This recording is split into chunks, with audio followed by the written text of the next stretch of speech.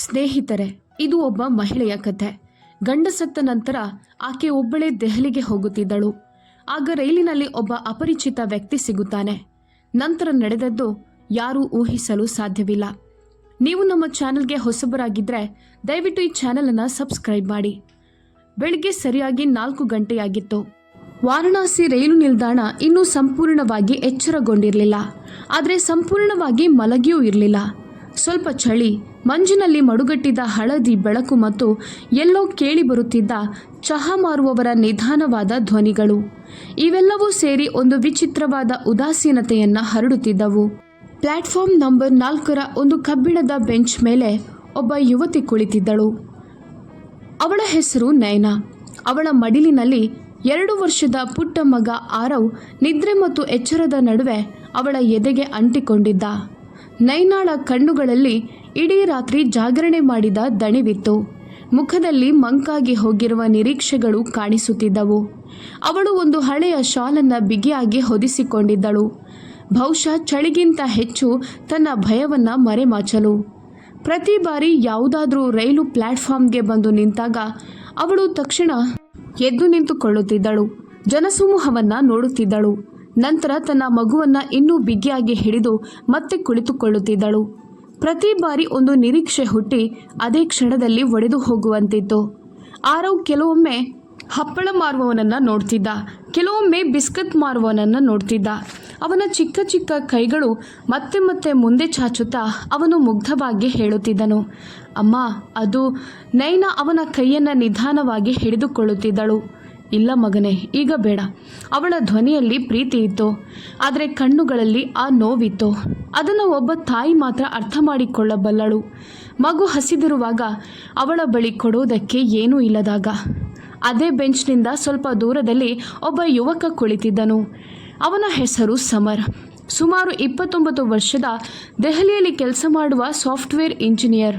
ಅವನು ಹಬ್ಬವನ್ನು ಆಚರಿಸಿ ಮತ್ತೆ ಕೆಲಸಕ್ಕೆ ಹಿಂದಿರುಗುತ್ತಿದ್ದನು.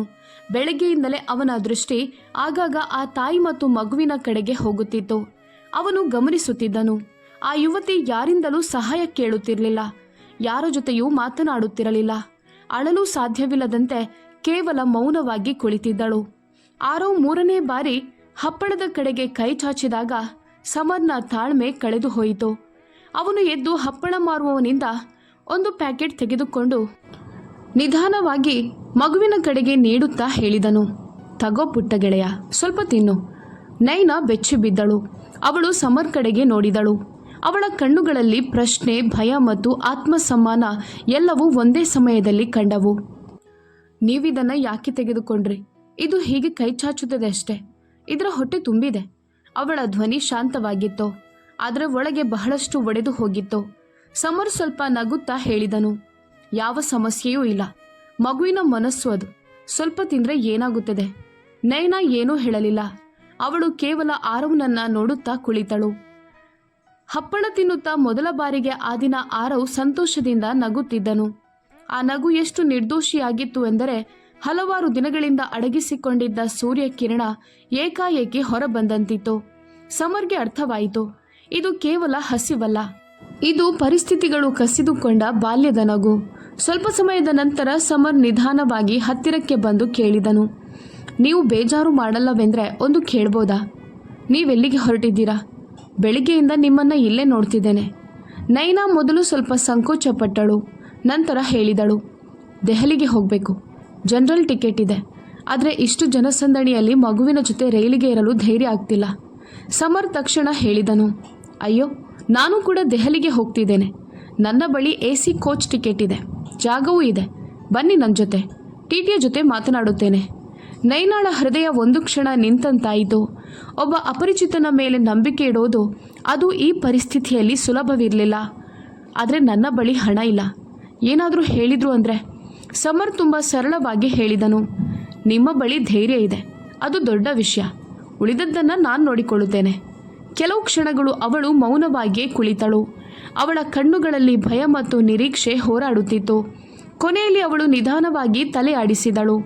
ಬಹುಶಃ ಈಗ ಅವಳ ಬಳಿ ಕಳೆದುಕೊಳ್ಳಲು ಏನೂ ಉಳಿದಿರಲಿಲ್ಲ. ಸ್ವಲ್ಪ ಸಮಯದ ನಂತರ ರೈಲು ಬಂತು. ಸಮರ್ ಅವಳ ಚಿಕ್ಕ ಬ್ಯಾಗ್ ತೆಗೆದುಕೊಂಡು ಜನಸಮೂಹದಿಂದ ಕಾಪಾಡುತ್ತಾ ಅವಳನ್ನ AC ಕೋಚ್ವರೆಗೆ ಕರೆದುಕೊಂಡು ಹೋದನು. ನೈನಾಗೆ ಇದೆಲ್ಲವೂ ಕನಸಿನಂತೆ ಅನಿಸಿತು. ತಣ್ಣನೆಯ ಗಾಳಿ ತಾಕುತ್ತಿದ್ದಂತೆ ಅವಳು ಬೆಚ್ಚಿಬಿದ್ದಳು.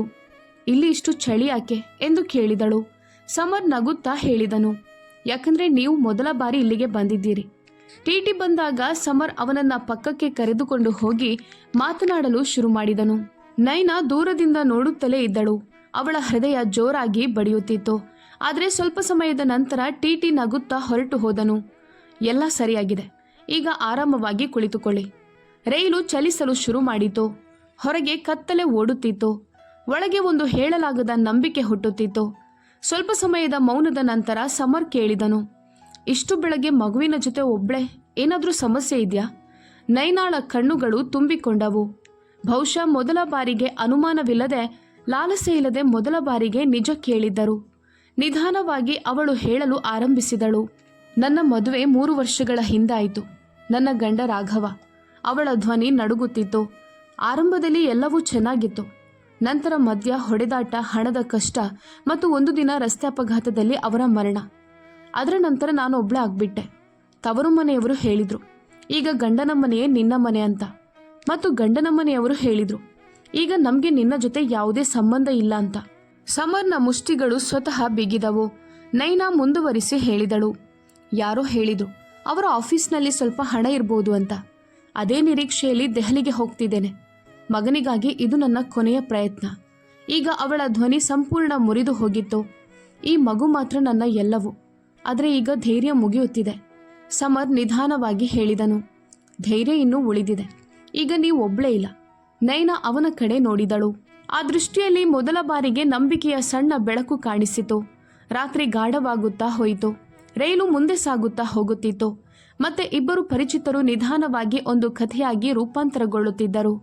ಈಗ ರಾತ್ರಿ ಸಂಪೂರ್ಣ ಗಾಢವಾಗಿತ್ತು. ರೈಲಿನ ಕಿಟಕಿಯ ಹೊರಗೆ ಕೇವಲ ಕತ್ತಲೆ. ಅದರ ಮಧ್ಯೆ ಕೆಲವೊಮ್ಮೆ ಚಿಕ್ಕ ಸ್ಟೇಷನ್ಗಳ ಹಳದಿ ಬೆಳಕು ಮಿಂಚಿನಂತೆ ಹೊಳೆಯುತ್ತಾ ಹಾದು ಹೋಗುತ್ತಿತ್ತು. ಬೋಗಿಯೊಳಗೆ ಮೃದುವಾದ ನೀಲಿ ಬೆಳಕಿನಲ್ಲಿ ಎಲ್ಲ ಪ್ರಯಾಣಿಕರು ನಿದ್ರಿಸಿದ್ದರು. ಆದರೆ ನೈನಾಳ ಕಣ್ಣುಗಳಲ್ಲಿ ನಿದ್ರೆ ದೂರದಲ್ಲೇ ಇತ್ತು. ಅವಳು ಆಗಾಗ ತನ್ನ ಮಗ ಆರವ್ನ ನೆತ್ತಿಯನ್ನ ಸವರುತ್ತಿದ್ದಳು. ಅವನು ನಿಜವಾಗಿಯೂ ಸುರಕ್ಷಿತನಾಗಿದ್ದಾನೆ ಅಂತ ಖಾತ್ರಿಪಡಿಸಿಕೊಳ್ಳುತ್ತಿದ್ದಳು. ಸಮರ್ ತನ್ನ ಬ್ಯಾಗ್ನಿಂದ ಮನೆಯಿಂದ ತಂದಿದ್ದ ಊಟವನ್ನ ತೆಗೆದನು. ದಾಲ್, ಅನ್ನ ಮತ್ತು ತರಕಾರಿ. ಅವನು ನಿಧಾನವಾಗಿ ಹೇಳಿದನು, ಸ್ವಲ್ಪ ತಿನ್ನಿ. ಖಾಲಿ ಹೊಟ್ಟೆಯಲ್ಲಿ ಭಯ ಇನ್ನೂ ಹೆಚ್ಚಾಗುತ್ತದೆ. ನೈನಾ ತಕ್ಷಣ ತಲೆ ಆಡಿಸಿದಳು. ಬೇಡ, ನನಗೆ ಹಸಿವಿಲ್ಲ. ಸಮರ್ ಏನೂ ಹೇಳಲಿಲ್ಲ. ಪ್ಲೇಟ್ನಲ್ಲಿ ಸ್ವಲ್ಪ ಊಟ ಹಾಕಿ ಅವಳ ಮುಂದೆ ಇಟ್ಟು ಹೇಳಿದನು, ಸರಿ, ನಿಮ್ಗಾಗಿ ಅಲ್ಲ, ಆರವ್ಗಾಗಿ ಇಡುತ್ತೇನೆ. ಅವನು ಎದ್ದಾಗ ಉಪಯೋಗವಾಗುತ್ತದೆ. ನೈನಾ ತನ್ನ ಮಗನ ಕಡೆ ನೋಡಿದಳು. ನಂತರ ಊಟದ ಕಡೆ ನೋಡಿದಳು. ಅಚಾನಕ್ಕಾಗಿ ಅವಳ ಕಣ್ಣುಗಳಿಂದ ಕಣ್ಣೀರು ಸುರಿಯಲು ಶುರು ಮಾಡಿತು. ಬಹುಶಃ ಹಲವಾರು ದಿನಗಳ ನಂತರ ಯಾರೂ ಅವಳಿಗಾಗಿ ಪ್ರಶ್ನೆ ಕೇಳದೆ ಏನನ್ನೋ ಇಟ್ಟಿದ್ದರು. ಅವಳು ನಿಧಾನವಾಗಿ ರೊಟ್ಟಿಯ ಚಿಕ್ಕ ತುಂಡನ್ನ ಮುರಿದು ಬಾಯಿಗೆ ಹಾಕಿಕೊಂಡಳು. ಆ ರಾತ್ರಿ ಆ ಊಟ ಕೇವಲ ಆಹಾರವಾಗಿರಲಿಲ್ಲ, ಅದು ಮಾನವೀಯತೆಯ ರುಚಿಯಾಗಿತ್ತು. ಸ್ವಲ್ಪ ಸಮಯದ ನಂತರ ಸಮರ್ ನಿಧಾನವಾಗಿ ಕೇಳಿದನು, ದೆಹಲಿಯಲ್ಲಿ ನೀವು ಎಲ್ಲಿಗೆ ಹೋಗ್ತೀರಿ? ನೈನಾ ಖಾಲಿ ದೃಷ್ಟಿಯಿಂದ ಮುಂದೆ ನೋಡುತ್ತಾ ಹೇಳಿದಳು, ಎಲ್ಲಿಗೂ ಇಲ್ಲ. ರಾಘವ್ ಕೆಲಸ ಮಾಡ್ತಿದ್ದ ಕಂಪನಿಯ ವಿಳಾಸ ಮಾತ್ರ ಇದೆ. ಹಣ ಸಿಕ್ಕರೆ ಒಂದು ಕೋಣೆ ತೆಗೆದುಕೊಳ್ಳುತ್ತೇನೆ. ಸಿಕ್ಕಿಲ್ಲ ಅಂದರೆ... ಅವಳು ಆ ವಾಕ್ಯವನ್ನ ಪೂರ್ಣಗೊಳಿಸಲಿಲ್ಲ. ಬೆಳಗ್ಗೆ ಸುಮಾರು 4 ಗಂಟೆಗೆ ರೈಲು ನವದೆಹಲಿ ಸ್ಟೇಷನ್ಗೆ ತಲುಪಿತು. ಜನರ ಗದ್ದಲ ನಿಧಾನವಾಗಿ ಹೆಚ್ಚಾಗುತ್ತಿತ್ತು. ಸಮರ್ ಮೌನವಾಗಿ ನಿದ್ರಿಸುತ್ತಿದ್ದ ಆರವ್ನನ್ನ ಕೈಯಲ್ಲಿ ಎತ್ತಿಕೊಂಡು ಹೇಳಿದನು, ಬನ್ನಿ, ಈಗ ಜೀವನದ ಮುಂದಿನ ಹಂತಕ್ಕೆ ಇಳಿಯೋಣ. ಪ್ಲಾಟ್ಫಾರ್ಮ್ ಮೇಲೆ ಕಾಲಿಟ್ಟ ತಕ್ಷಣ ನೈನಾಳನ್ನ ಮತ್ತೆ ಅದೇ ಭಯ ಆವರಿಸಿತು. ಇಷ್ಟು ದೊಡ್ಡ ನಗರ, ಇಷ್ಟು ಜನಸಂದಣಿ, ಯಾರೂ ತನ್ನವರು ಇಲ್ಲ. ಅವಳು ಸಂಕೋಚದಿಂದ ಕೇಳಿದಳು, ಈಗ ನಾನು ಎಲ್ಲಿಗೆ ಹೋಗ್ಲಿ? ಸಮರ್ ಕೆಲವು ಕ್ಷಣ ಮೌನವಾಗಿದ್ದನು. ನಂತರ ಹೇಳಿದನು, ನೀವು ಬಯಸಿದ್ರೆ ನನ್ನ ಫ್ಲ್ಯಾಟ್ನಲ್ಲಿ ವಿಶ್ರಾಂತಿ ಪಡೆಯಬಹುದು. ಬೇರೆ ಕೋಣೆ ಇದೆ, ಬೆಳಗ್ಗೆ ಆಫೀಸ್ಗೆ ಹೋಗೋಣ. ನೈನಾಳ ಒಳಗೆ ಮತ್ತೆ ಅದೇ ಭಯ ಮತ್ತು ನಂಬಿಕೆಯ ಹೋರಾಟ ಆರಂಭವಾಯಿತು. ಆದರೆ ಪರಿಸ್ಥಿತಿಗಳು ಅವಳಿಗೆ ಆಯ್ಕೆ ಮಾಡುವ ಅವಕಾಶ ಯಾವಾಗ ಕೊಟ್ಟಿದ್ದವು? ಅವಳು ನಿಧಾನವಾಗಿ ಹೇಳಿದಳು, ಸರಿ. ಆ ದಿನ ದೆಹಲಿಯ ಬೆಳಿಗ್ಗೆ ಅಸಾಮಾನ್ಯವಾಗಿ ಶಾಂತವಾಗಿತ್ತು. ಟ್ಯಾಕ್ಸಿಯ ಕಿಟಕಿಯಿಂದ ಹೊರಗೆ ನೋಡುತ್ತಾ ನೈನಾಗೆ ಅನಿಸಿತು, ಅವಳು ತನ್ನ ಹಳೆಯ ಜೀವನವನ್ನು ಹಿಂದೆ ಬಿಟ್ಟು ಬರುತ್ತಿದ್ದಾಳೆ. ಮುಂದೆ ಏನಿದೆ ಎಂಬುದು ಅವಳಿಗೆ ತಿಳಿಯದು. ಫ್ಲ್ಯಾಟ್ ಸಾಮಾನ್ಯವಾಗಿತ್ತು. 2 ಕೋಣೆಗಳಿದ್ದವು. ಸ್ವಲ್ಪ ಅಸ್ತವ್ಯಸ್ತ, ಆದರೆ ಸ್ವಚ್ಛವಾಗಿತ್ತು. ಬಾಗಿಲು ತೆರೆಯುತ್ತಾ ಸಮರ್ ಹೇಳಿದನು, ನೀವು ಈ ಕೋಣೆಯಲ್ಲಿರಿ, ನಾನು ಹೊರಗಿನ ಕೋಣೆಯಲ್ಲಿರುತ್ತೇನೆ. ಏನಾದರೂ ಬೇಕಿದ್ರೆ ಹೇಳಿ. ನೈನಾ ಕೋಣೆಗೆ ಕಾಲಿಟ್ಟಳು. ಎಲ್ಲೆಡೆ ನೋಡಿದಳು. ಮೊದಲ ಬಾರಿಗೆ ಅವಳಿಗೆ ತಾನು ಸುರಕ್ಷಿತವಾಗಿದ್ದೇನೆ ಅಂತ ಅನ್ನಿಸ್ತು. ಅವಳು ಆರವ್ನನ್ನು ಹಾಸಿಗೆಯಲ್ಲಿ ಮಲಗಿಸಿ ತಾನು ಗೋಡೆಗೆ ಒರಗಿ ಆಸರೆ ಪಡೆದು ಕುಳಿತಳು. ಬಹುಶಃ ಹಲವಾರು ದಿನಗಳ ದಣಿವು ಒಮ್ಮೆಲೆ ಅವಳ ಮೇಲೆ ಬಿದ್ದಿತ್ತು. ಯಾವಾಗ ಅವಳಿಗೆ ನಿದ್ರೆ ಬಂದಿತ್ತು ಎಂದು ಗೊತ್ತಾಗಲಿಲ್ಲ. ಅವಳು ಎದ್ದಾಗ ಕೊಠಡಿಯಲ್ಲಿ ಸೂರ್ಯನ ಬೆಳಕು ಹರಡಿತ್ತು. ಆರವ್ ಇನ್ನೂ ನಿದ್ರಿಸುತ್ತಿದ್ದ. ನೈನಾ ನಿಧಾನವಾಗಿ ಎದ್ದು ಯೋಚನೆ ಮಾಡದೆ ಕೊಠಡಿಯನ್ನ ಶುಚಿಯಾಗಿಡಲು ಆರಂಭಿಸಿದಳು. ನಂತರ ಕಿಚನ್ಗೆ ಹೋಗಿ ಪಾತ್ರೆಗಳನ್ನು ತೊಳೆದು ವಸ್ತುಗಳನ್ನು ಜೋಡಿಸಿದಳು. ಇದನ್ನೆಲ್ಲ ಮಾಡುವಾಗ ಅವಳ ಮುಖದಲ್ಲಿ ವಿಚಿತ್ರವಾದ ಶಾಂತಿ ಇತ್ತು. ಹಾಗೆ ಅವಳು ತನ್ನನ್ನೇ ಮತ್ತೆ ಕಂಡುಕೊಳ್ಳುತ್ತಿರುವಂತೆ. ಸಮರ್ ಆಫೀಸ್ಗೆ ಹೋಗಲು ಸಿದ್ಧವಾಗಿ ಹೊರಬಂದಾಗ ಫ್ಲ್ಯಾಟ್ ಹೊಳೆಯುತ್ತಿತ್ತು. ಅವನು ಆಶ್ಚರ್ಯಪಟ್ಟನು. ನೀವು ವಿಶ್ರಾಂತಿ ಮಾಡಬೇಕಿತ್ತು, ಇದನ್ನೆಲ್ಲ ಯಾಕೆ ಮಾಡಿದ್ರಿ? ನೈನಾ ಮೃದುವಾಗಿ ನಗುತ್ತಾ ಹೇಳಿದಳು, ನಾನು ಹೆಂಗಸು, ನಾನಿರುವ ಜಾಗದಲ್ಲಿ ಅಸಮರ್ಪಕತೆ ನೋಡಲು ಸಾಧ್ಯವಿಲ್ಲ. ಅವಳ ನಗುವಿನಲ್ಲಿ ದಣಿವೂ ಇತ್ತು, ಆತ್ಮಸಮ್ಮಾನವೂ ಇತ್ತು. ಮಧ್ಯಾಹ್ನ ಸಮರ್ ಬೇಗನೆ ಹಿಂದಿರುಗಿದನು. ಇಬ್ಬರು ಕಂಪನಿಯ ಕಡೆ ಹೊರಟರು. ದೊಡ್ಡ ಕಟ್ಟಡದ ಮುಂದೆ ನಿಂತ ನೈನಾಳ ಕಾಲುಗಳು ಒಂದು ಕ್ಷಣ ನಿಂತು ಹೋಯಿತು. ಏನೂ ಸಿಕ್ಕಿಲ್ಲ ಅಂದ್ರೆ ಎಂದು ನಿಧಾನವಾಗಿ ಕೇಳಿದಳು. ಸಮರ್ ಹೇಳಿದನು, ಹಾಗೇನಾದ್ರೂ ಆದ್ರೆ ಇನ್ನೇನಾದ್ರೂ ದಾರಿ ಹುಡುಕೋಣ. ಜಗತ್ತು ಇಲ್ಲಿಗೆ ಮುಗಿಯೋದಿಲ್ಲ. ಒಳಗೆ ಮ್ಯಾನೇಜರನ್ನ ಭೇಟಿ ಮಾಡಿದಾಗ ಸತ್ಯ ಹೊರಬಂದಿತು. ರಾಘವ್ನ ಎಲ್ಲ ಹಣ ಅವರ ತಂದೆಯ ಹೆಸರಿನಲ್ಲಿತ್ತು. ನಾಮಿನಿ ಅವರಾಗಿದ್ದರು ಮತ್ತು ಅವರು ಈಗಾಗಲೇ ಬಂದು ಎಲ್ಲ ಹಣವನ್ನ ತೆಗೆದುಕೊಂಡಿದ್ದರು. ಇದನ್ನು ಕೇಳುತ್ತಿದ್ದಂತೆ ನೈನಾಳ ಪ್ರಪಂಚ ಮತ್ತೆ ಕುಸಿದು ಬಿದ್ದಂತಾಯಿತು. ಅವಳ ಕಿವಿಗಳಲ್ಲಿ ಒಂದೇ ಮಾತು ಮತ್ತೆ ಮತ್ತೆ ಕೇಳಿಸುತ್ತಿತ್ತು, ಎಲ್ಲ ತೆಗೆದುಕೊಂಡಿದ್ದಾರೆ. ಹೊರಗೆ ಬಂದ ತಕ್ಷಣ ಅವಳು ಜೋರಾಗಿ ಅತ್ತಳು. ನನ್ನ ಮಗನ ಹಕ್ಕು ಅವರಿಗೆ ಕಾಣಲಿಲ್ಲ. ಈಗ ನನ್ನ ಬಳಿ ಏನು ಉಳಿದಿದೆ? ಸಮರ್ ಕೇವಲ ಅವಳ ಭುಜವನ್ನ ಹಿಡಿದನು. ನೀವು ಒಬ್ಬಳೇ ಇಲ್ಲ, ನಿಮಗೆ ಬೇಕಾದಷ್ಟು ದಿನ ಇಲ್ಲಿ ಇರ್ಬೋದು. ನಾನು ನಿಮಗೆ ಕೆಲಸ ಹುಡುಕಲು ಸಹಾಯ ಮಾಡುತ್ತೇನೆ. ಆ ದಿನದ ನಂತರ ದಿನಗಳು ನಿಧಾನವಾಗಿ ಸಾಗತೊಡಗಿದವು. ನೈನಾ ಮನೆ ನೋಡಿಕೊಳ್ಳುತ್ತಿದ್ದಳು, ಅಡುಗೆ ಮಾಡುತ್ತಿದ್ದಳು, ಆರವ್ನನ್ನ ನೋಡಿಕೊಳ್ಳುತ್ತಿದ್ದಳು. ಸಮರ್ ಎಂದಿಗೂ ಉಪಕಾರ ತೋರಿಸಲಿಲ್ಲ, ಯಾವ ಪ್ರಶ್ನೆಯನ್ನು ಕೇಳಲಿಲ್ಲ. ಇಬ್ಬರ ನಡುವೆ ಒಂದು ಮಿತಿ ಇತ್ತು. ಆ ಮಿತಿಯೊಳಗೆ ವಿಚಿತ್ರವಾದ ಒಂದು ಆತ್ಮೀಯತೆಯು ಬೆಳೆದಿತ್ತು. ಆರವ್ ಈಗ ಸಮರ್ ಜೊತೆ ಬೆರೆತು ಹೋಗಿದ್ದನು. ಸಂಜೆ ಅವನು ಮನೆಗೆ ಬಂದ ಕೂಡಲೇ ಓಡಿ ಹೋಗಿ ಬಾಗಿಲು ತೆರೆಯುತ್ತಿದ್ದನು. ಸಮರ್ ಅಂಕಲ್ ಬಂದಿದ್ದಾರೆ ಎಂದು ಕೂಗುತ್ತಿದ್ದ. ಸಮರ್ ಅವನನ್ನ ಎತ್ತಿಕೊಂಡು ಮಡಿಲಲ್ಲಿ ಹಿಡಿಯುತ್ತಿದ್ದನು. ಬಹುಶಃ ಆ ಕ್ಷಣವೇ ಅವನ ದಿನದ ಎಲ್ಲಾ ದಣಿವು ದೂರ ಮಾಡುತ್ತಿತ್ತು. ಒಂದು ಸಂಜೆ ಸಮರ್ ಗಮನಿಸಿದನು, ನೈನಾ ಕಿಟಕಿಯ ಬಳಿಯಲ್ಲಿ ಕುಳಿತಿದ್ದಳು. ಕೈಯಲ್ಲಿ ಚಹಾ ಇತ್ತು, ಆದರೆ ಅವಳ ಕಣ್ಣುಗಳು ಬಹಳ ದೂರದ ಭೂತಕಾಲದಲ್ಲಿ ತೇಲುತ್ತಿದ್ದವು. ಏನು ಯೋಚಿಸ್ತಿದ್ದೀರಾ ಎಂದು ಸಮರ್ ಕೇಳಿದಾಗ ನೈನಾ ನಿಧಾನವಾಗಿ ಹೇಳಿದಳು, ಅಮ್ಮ ಹೇಳ್ತಿದ್ರು, ಸೂರ್ಯ ಉದಯಿಸುವ ಮೊದಲು ರಾತ್ರಿ ಅತ್ಯಂತ ಕತ್ತಲೆಯಾಗಿರುತ್ತದೆ. ಬಹುಶಃ ನನ್ನ ರಾತ್ರಿ ಮುಗಿಯಲಿದೆ, ಅಥವಾ ಬಹುಶಃ ನಾನೇ ಮುಗಿದು ಹೋಗುವೆ. ಸಮರ್ನ ಹೃದಯ ಬಿಗಿಯಾದಂತಾಯಿತು. ಅವನು ಏನೂ ಹೇಳಲಿಲ್ಲ. ಆದರೆ ಆ ಕ್ಷಣದಲ್ಲಿ ಅವನಿಗೆ ತಿಳಿಯಿತು, ಈ ಸಂಬಂಧ ಈಗ ಕೇವಲ ಕರುಣೆ ಅಥವಾ ಹೊಣೆಗಾರಿಕೆಯಲ್ಲ, ಇದು ಇನ್ನೇನೋ ಆಗಿಬಿಟ್ಟಿದೆ. ಬಹಳ ಆಳವಾದದ್ದು, ಬಹಳ ನಿಜವಾದದ್ದು. ದಿನಗಳು ಕಳೆಯುತ್ತಾ ಹೋದವು. ಯಾವುದೇ ಘೋಷಣೆ ಇಲ್ಲದೆ, ಯಾವುದೇ ಹೆಸರಿಲ್ಲದೆ ಸಮರ್, ನೈನಾ ಮತ್ತು ಆರವ್ ಒಂದು ಚಿಕ್ಕ ಕುಟುಂಬದಂತೆ ಬದುಕಲು ಆರಂಭಿಸಿದರು. ಈಗ ಮನೆ ಮೌನವಾಗಿರಲಿಲ್ಲ. ಬೆಳಗ್ಗೆ ಅಡುಗೆ ಮನೆಯಿಂದ ಬರುವ ಚಹಾದ ವಾಸನೆ, ಆರವ್ನ ನಗು ಮತ್ತು ಕೆಲವೊಮ್ಮೆ ಸಮರ್ನ ಸಣ್ಣ ನಗು, ಇವೆಲ್ಲವೂ ಆ ಫ್ಲ್ಯಾಟನ್ನು ನಿಜವಾದ ಮನೆಯಂತೆ ಮಾಡಿದ್ದವು. ನೈನಾ ಎಂದಿಗೂ ತನ್ನ ಮಿತಿಗಳನ್ನು ದಾಟಲಿಲ್ಲ. ಅವಳು ಸದಾ ಅಂತರ ಕಾಯ್ದುಕೊಳ್ಳುತ್ತಿದ್ದಳು.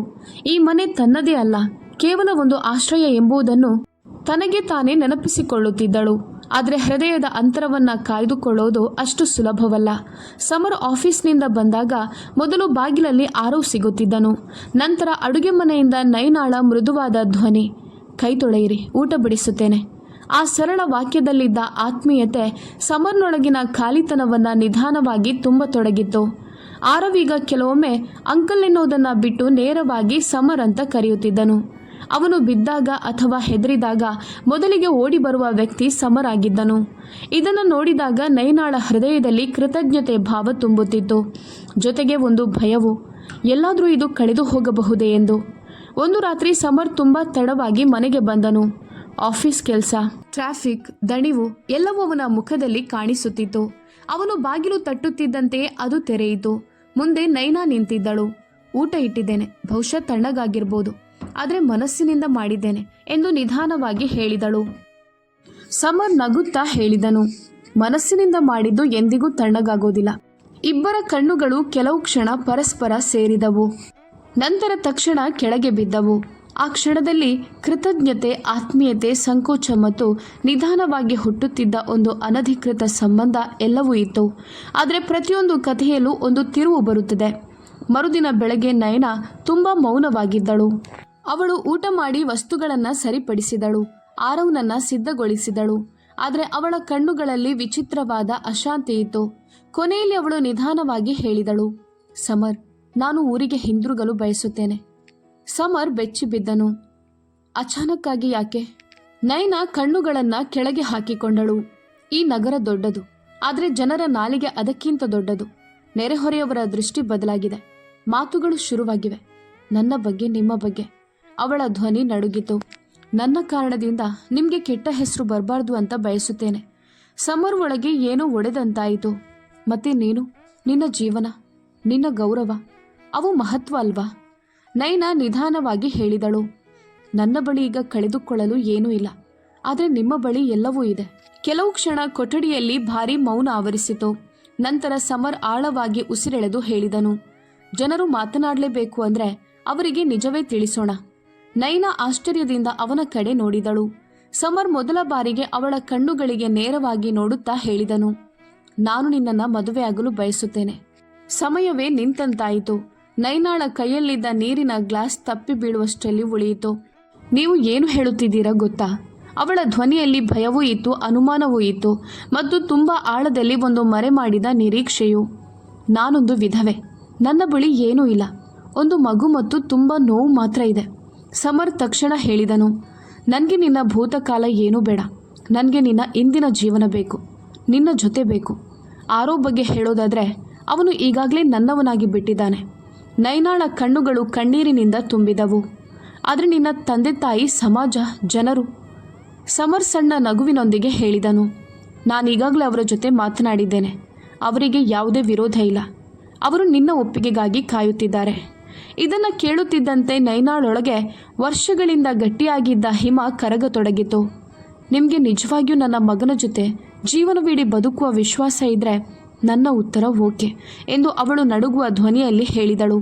ಸಮರ್ನ ಕಣ್ಣುಗಳು ಹೊಳೆಯುವಂತಾದವು. ಆ ಕ್ಷಣದಲ್ಲಿ ಯಾವುದೇ ಶಬ್ದ ಇರಲಿಲ್ಲ, ಯಾವುದೇ ಸಾಕ್ಷಿ ಇರಲಿಲ್ಲ. ಕೇವಲ ಎರಡು ಹೃದಯಗಳು ಒಂದನ್ನ ಒಂದು ಹಿಡಿದುಕೊಂಡಿದ್ದವು. ಆ ರಾತ್ರಿ ನಯನ ಹಲವು ವರ್ಷಗಳ ನಂತರ ಶಾಂತವಾಗಿ ನಿದ್ರೆ ಮಾಡಿದಳು. ಮೊದಲ ಬಾರಿಗೆ ಅವಳಿಗೆ ಅನಿಸಿತು, ದೇವರು ಅವಳನ್ನು ಸಂಪೂರ್ಣವಾಗಿ ಬಿಟ್ಟು ಬಿಟ್ಟಿರಲಿಲ್ಲ. ಸರಿಯಾದ ಸಮಯಕ್ಕಾಗಿ ಕಾಯುತ್ತಿದ್ದನು.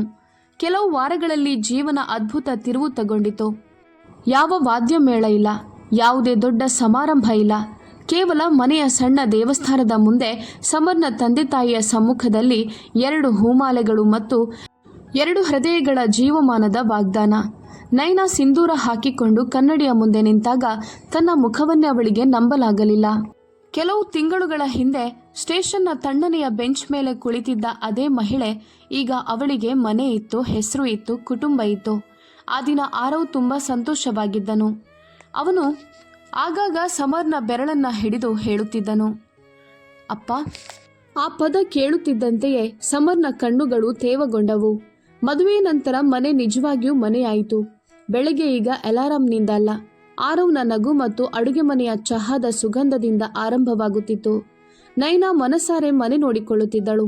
ಆದರೆ ಈಗ ಅವಳ ಕಣ್ಣುಗಳಲ್ಲಿ ದಣಿವಿರಲಿಲ್ಲ, ಹೊಳಪಿತ್ತು. ನಿಧಾನವಾಗಿ ಅವಳು ಮನೆಯಿಂದಲೇ ಕೈಕಸೂತಿ ಕೆಲಸ ಪ್ರಾರಂಭಿಸಿದಳು. ಸಮರ್ ಅವಳ ಕೆಲಸದ ಫೋಟೋಗಳನ್ನು ಆನ್ಲೈನ್ನಲ್ಲಿ ಹಾಕಿದನು. ಆರ್ಡರ್ಗಳು ಬರತೊಡಗಿದವು. ಮೊದಲ ಬಾರಿ ತನ್ನ ಕೈಯಲ್ಲಿ ತನ್ನದೇ ಆದ ಆದಾಯ ಬಂದಾಗ ಅವಳು ದೇವಾಲಯದ ಮುಂದೆ ಇಟ್ಟು ಅತ್ತಳು. ಅದು ಸೋಲಿನ ಅಳುವಲ್ಲ, ಜಯದ ಅಳು. ಕಾಲ ಮುಂದುವರಿಯುತ್ತಾ ಹೋಯಿತು. ಆರವ್ ಶಾಲೆಗೆ ಹೋಗಲು ಆರಂಭಿಸಿದನು. ಕೆಲ ವರ್ಷಗಳ ನಂತರ ಒಬ್ಬ ಮಗಳು ಹುಟ್ಟಿದಳು. ಈಗ ಆ ಮನೆಯಲ್ಲಿ 4 4 ಹೃದಯಗಳು ಮತ್ತು ಒಂದು ಸಂಪೂರ್ಣ ಜಗತ್ತು. ಒಂದು ಸಂಜೆ ಸಮರ್ ಮನೆಗೆ ಬಂದಾಗ ನಯನ ಮತ್ತೆ ಕಿಟಕಿಯ ಬಳಿಯಲ್ಲಿ ಕುಳಿತಿದ್ದಳು. ಆದರೆ ಈ ಬಾರಿ ಅವಳ ಕೈಯಲ್ಲಿ ಚಹಾ ಅಲ್ಲ, ಒಂದು ಪುಸ್ತಕ ಇತ್ತು. ಮುಖದಲ್ಲಿ ಆಳವಾದ ಶಾಂತಿ. ಇಂದೇನು ಯೋಚಿಸ್ತಿದ್ಯಾ ಎಂದು ಸಮರ್ ಕೇಳಿದನು. ನಯನ ನಗುತ್ತಾ ಹೇಳಿದಳು, ಕೆಲವೊಮ್ಮೆ ಯೋಚಿಸುತ್ತೇನೆ, ಆ ದಿನ ನೀನು ಸಿಕ್ಕಿರ್ಲಿಲ್ಲ ಅಂದರೆ ನಾನು ಎಲ್ಲಿರ್ತಿದ್ದೆ? ಸಮರ್ ತಕ್ಷಣ ಹೇಳಿದನು. ಬಹುಶಃ ನಾನು ಕೂಡ ಅಪೂರ್ಣನಾಗಿರ್ತಿದ್ದೆ. ಯಾಕಂದರೆ ಆ ದಿನ ನಾನು ಮನೆಯಿಂದ ಮಾತ್ರ ಹಿಂತಿರುಗುತ್ತಿರಲಿಲ್ಲ. ನಾನು ನಿನ್ನ ಕಡೆಗೆ ಬರುತ್ತಿದ್ದೆ. ನೈನಾಳ ಕಣ್ಣುಗಳಿಂದ ಒಂದು ಚಿಕ್ಕ ಕಣ್ಣೀರು ಬಿದ್ದಿತ್ತು. ಆದರೆ ಈ ಬಾರಿ ಅದರಲ್ಲಿ ನೋವು ಇರಲಿಲ್ಲ, ಕೃತಜ್ಞತೆ ಮಾತ್ರ ಇತ್ತು. ದೇವರು ಕೆಲವೊಮ್ಮೆ ಜನರ ರೂಪದಲ್ಲಿ ಸಹಾಯ ಕಳುಹಿಸುತ್ತಾನೆ. ಆ ದಿನ ನೀನೇ ನನಗೆ ಅದು ದೇವರು ಕಳುಹಿಸಿದ ವರ ಎಂದಳು. ಈಗ ಅವಳು ಸ್ಟೇಷನ್ನಲ್ಲಿ ಭಯದಿಂದ ಕುಳಿತಿದ್ದ ಮಹಿಳೆಯಲ್ಲ. ಅವಳು ಪತ್ನಿ, ತಾಯಿ, ಆತ್ಮನಿರ್ಭಯ ಮಹಿಳೆ. ಕಾಲ ಅವಳ ಗಾಯಗಳನ್ನು ಅಳಿಸಲಿಲ್ಲ, ಆದರೆ ಅವುಗಳ ಮೇಲೆ ಎಷ್ಟು ಸಂತೋಷವನ್ನು ಇಟ್ಟಿತ್ತೆಂದರೆ ನೋವಿನ ಧ್ವನಿ ಕೇಳಿಸದಂತೆ ಮಾಡಿತು. ಈ ಕಥೆ ನಮಗೆ ಹೇಳೋದೇನೆಂದರೆ, ಮಾನವೀಯತೆ ಎಂದಿಗೂ ವ್ಯರ್ಥವಾಗೋದಿಲ್ಲ. ಕೆಲವೊಮ್ಮೆ ಒಂದು ಸಣ್ಣ ಸಹಾಯ ಯಾರದ್ದಾದರೂ ಸಂಪೂರ್ಣ ಜೀವನವನ್ನು ಬದಲಾಯಿಸಬಹುದು. ಇದೀಗ ನೀವು ಹೇಳಿ, ಸಮರ್ ಮಾಡಿದ್ದು ಕೇವಲ ಕರುಣೆಯೇ ಅಥವಾ ನಿಜವಾದ ಪ್ರೀತಿಯೇ? ನೈನಾಳ ನಿರ್ಧಾರ ಬಲವಂತವೇ ಅಥವಾ ಅವಳದ್ದು ಅತ್ಯಂತ ದೊಡ್ಡ ಧೈರ್ಯವೇ? ನೀವೇನಾದರೂ ಆ ಪರಿಸ್ಥಿತಿಯಲ್ಲಿ ಇದ್ದಿದ್ರೆ ಏನು ಮಾಡ್ತಿದ್ರಿ? ಸಮಾಜದ ಭಯದಿಂದ ಹಿಂದೆ ಸರಿಯುತ್ತಿದ್ರಾ ಅಥವಾ ಹೃದಯದ ಮಾತನ್ನು ಕೇಳ್ತಿದ್ರಾ? ನಿಮ್ಮ ಉತ್ತರ ಈಗ ಜೀವನದ ಅತ್ಯಂತ ಕತ್ತಲಾದ ರಾತ್ರಿ ಎದುರಿಸುತ್ತಿರುವ ಯಾರಿಗಾದರೂ ಧೈರ್ಯ ನೀಡಬಹುದು. ಈ ಕಥೆ ನಿಮ್ಮ ಮನಸ್ಸಿಗೆ ತಟ್ಟಿದ್ದರೆ ದಯವಿಟ್ಟು ಲೈಕ್ ಮಾಡಿ, ನಿಮ್ಮ ಸ್ನೇಹಿತರು ಮತ್ತು ಕುಟುಂಬದವರ ಜೊತೆ ಹಂಚಿಕೊಳ್ಳಿ. ಇಂತಹ ನಿಜವಾದ ಭಾವನಾತ್ಮಕ ಮತ್ತು ಹೃದಯ ಸ್ಪರ್ಶಿಸುವ ಕಥೆಗಳನ್ನು ಕೇಳಲು ನಮ್ಮ ಚಾನಲನ್ನು ಸಬ್ಸ್ಕ್ರೈಬ್ ಮಾಡೋದನ್ನು ಮರಿಬೇಡಿ. ಧನ್ಯವಾದ.